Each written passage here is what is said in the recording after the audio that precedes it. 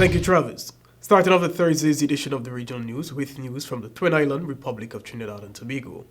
While the BA2 sublineage of Omicron remains the most dominant COVID-19 variant in Trinidad and Tobago, recent samples have found an increase in presence of the BA5 of the variant. Chief Medical Officer Dr. Roshan Parisram revealed that the more infectious BA5 sublineage was detected in 41% of Omicron samples collected last week, while BA4 accounted for 9.1% of the samples collected. The subvariants BA4 and BA5 are behind new waves of Omicron infections in the United States and Canada and have become the dominant variants in most countries. As of July 10, the BA5 variant was detected in 89 countries and is increasing at a faster rate than its sister lineage BA4. The CAMO noted that BA5 appears to be the most transmissible COVID-19 variant thus far, but there is no evidence to suggest that it's more severe than the other sublineages. He noted that many people infected with the newer variants of concern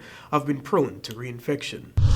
Still in Trinidad, 8 police officers have been charged with murder. Among the 8 charged are a sergeant and a corporal. The charges arise from a fatal police-involved shooting incident which occurred in June 2020 in Morvant. According to a police statement, the officers appeared virtually before Port of Spain magistrate on Wednesday, each charged with murder. The accused were all remanded into custody and the matter adjourned to August 16, 2022. On June 27, 2020, a party of officers were on an exercise at 2nd Caledonia Road, Morvant, when they stopped a gold-colored Tida motor vehicle with 3 male occupants. The officers alleged that during the incident, one of the occupants of the vehicle pointed a firearm at them, causing them to discharge their firearms in the direction of the men, killing the 3 men on the scene. The officers were charged with the offenses on July 19, 2022, following advice received from Director of Public Prosecutions Roger Gaspard on Monday, July 18, 2022.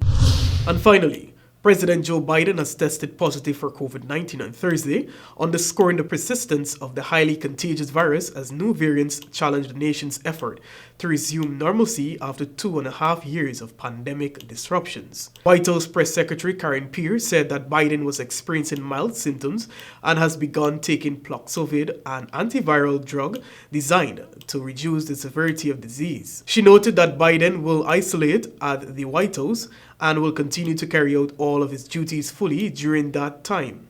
The president has been in contact with members of the White House staff by phone and will participate in his planned meetings at the White House remotely. 79-year-old Biden is fully vaccinated after getting 2 doses of the Pfizer coronavirus vaccine shortly before taking office, a first booster shot in September, and an additional dose on March 30. That has concluded the Thursday's edition of the Regional News. I'm Joel Vogt. Back to you, Travis.